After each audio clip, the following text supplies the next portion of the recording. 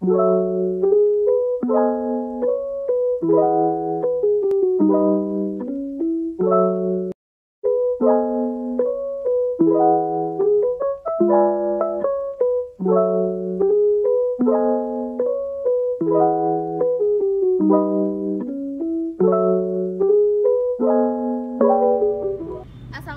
warahmatullahi wabarakatuh. Perkenalkan, kami dari kelompok 7 dari kelas reguler A 2020 yang beranggotakan 5 orang dengan saya sendiri Mina Putri Purnama dengan NIM 077.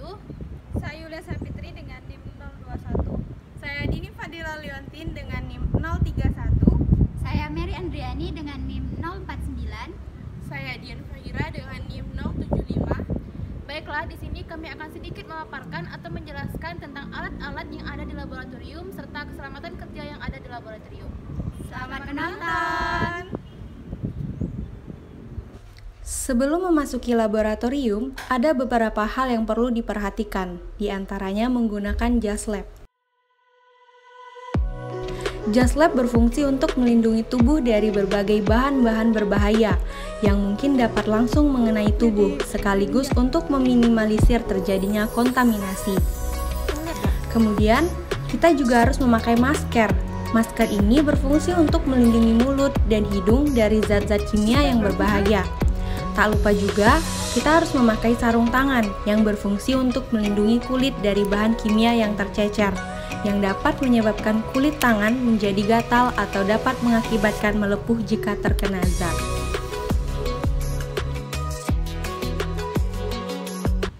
Adapun alat yang ada di laboratorium yang kita gunakan dalam praktikum. Yang pertama ada gelas piala atau biasa disebut dengan gelas beker. Nah, dia memiliki bentuk seperti silinder dengan alas yang datar. Ya, dia juga memiliki beberapa ukuran mulai dari 25 ml sampai 3 liter, di mana ia memiliki fungsi sebagai penampung sampel atau bahan sementara atau yang bisa digunakan sebagai alat untuk menampung bahan sementara.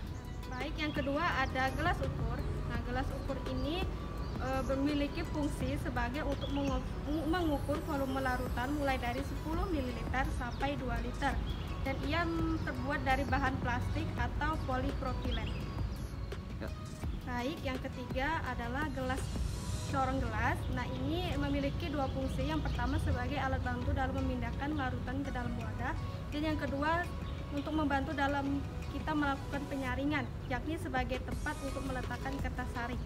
Dan yang keempat itu adalah pengadu kaca. Nah, pengadu kaca ini memiliki fungsi sebagai untuk mencampurkan larutan atau menghomogenkan larutan, atau juga membantu kita dalam memindahkan larutan menggunakan corong. Baik, yang kelima ada karet penghisap yang berfungsi untuk memindahkan bahan kimia yang berbahaya dengan cara disambungkan dengan pipet ukur. Kemudian yang keenam ada pipet ukur. Pipet ukur ini memiliki fungsi untuk memindahkan larutan atau mengukur volume dalam berbagai skala dengan ketelitian yang tinggi. Baiklah, yang ketujuh ada pipet volume atau pipet gondok. Berfungsi sebagai untuk mengambil bahan dan mengukur volume kelarutan dengan hanya satu skala ukuran. Nah, pada pipet gondok ini tingkat ketelitiannya itu lebih tinggi daripada pipet ukur. Baiklah, yang ke-8 itu ada pipet tetes. Berfungsi untuk mengambil bahan dalam jumlah sedikit. Nah, tetesannya ini tidak ada skala ukuran volume tertentu. Baiklah, yang selanjutnya ini ada pengaduk. Pengaduk ini berfungsi untuk menghomogenkan larutan kimia. Kemudian ada spatula. Spatula ini berfungsi untuk mengambil bahan kimia padat. Kemudian ada lampu spiritus yang berfungsi untuk alat pembakar atau pemanas yang berbahan bakar spiritus.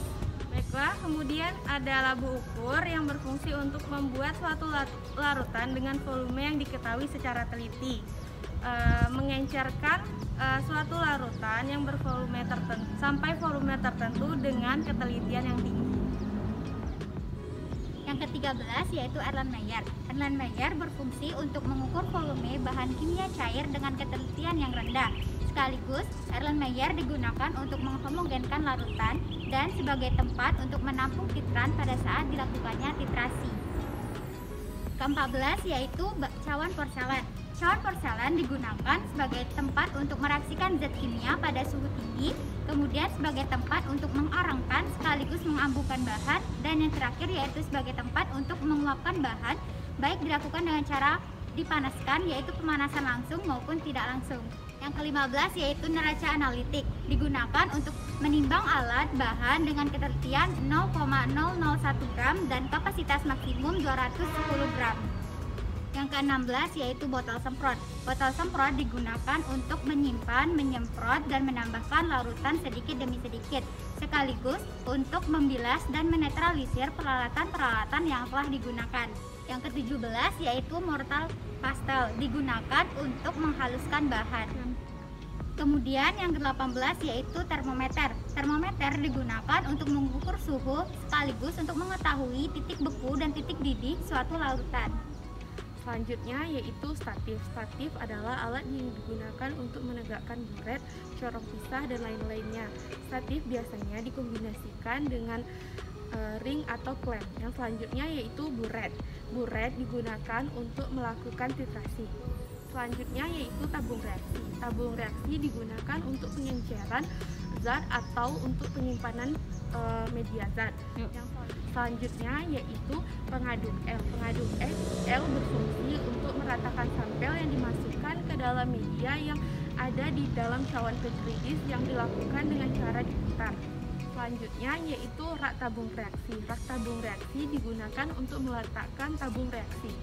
Selanjutnya yaitu kaki tiga. Kaki tiga yaitu besi yang mempunyai 3 kaki yang biasanya digunakan untuk penyangga ring. Fungsi kaki tiga adalah penyangga kawat kasa dan sebagai penyangga dalam proses pemanasan. Alat selanjutnya itu nomor 25, itu ada penjepit tabung reaksi. Itu penjepit tabung reaksi tersebut terbuat dari kayu dan digunakan untuk menjepit tabung reaksi saat proses pemanasan. Baiklah, untuk nomor selanjutnya nomor 26 itu ada alatnya plat tetes. Itu digunakan untuk menguji keasaman suatu larutan. Untuk nomor 27 itu ada kawat kasa. Itu terbuat dari beberapa kawat yang ditempelin. Itu di tengah-tengah akan ada kasa. Itu digunakan untuk menahan beker atau labu ukur. Nomor 28 itu ada labu destilasi. Itu digunakan terbuat dari kaca dan digunakan untuk memisahkan larutan-larutan sesuai komponennya masing-masing. Nomor 29 itu ada kondenson. Itu terbuat dari kaca dan digunakan untuk mendinginkan suatu cairan yang panas dan juga untuk mengumpulkan uap. Yang terakhir nomor 30 itu ada botol zat. Itu terbuat dari kaca dan digunakan untuk menyimpan suatu larutan kimia dan juga digunakan untuk menyimpan indikator asam basa.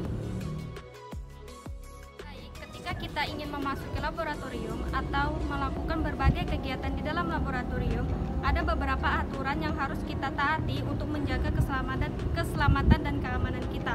Nah, aturannya yang dimaksud di sini yang pertama, kita harus menggunakan perlengkapan laboratorium seperti sarung tangan, masker, dan jas lab. Yang kedua, kita harus berhati-hati dalam menggunakan alat yang berbahan kaca.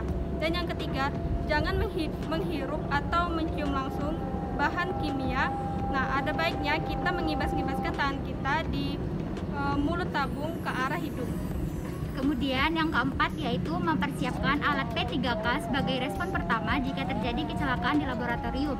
Kemudian yang kelima yaitu menjauhkan wajah ketika memanaskan zat kimia.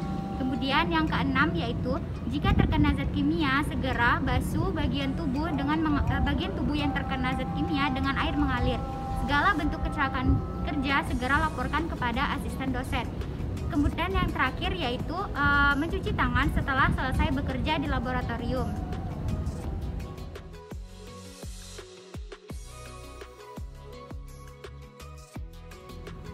Demikianlah sedikit pemaparan dan penjelasan kami tentang alat-alat di laboratorium serta keselamatan kerja yang ada di laboratorium. Kami akhiri, wassalamualaikum warahmatullahi wabarakatuh.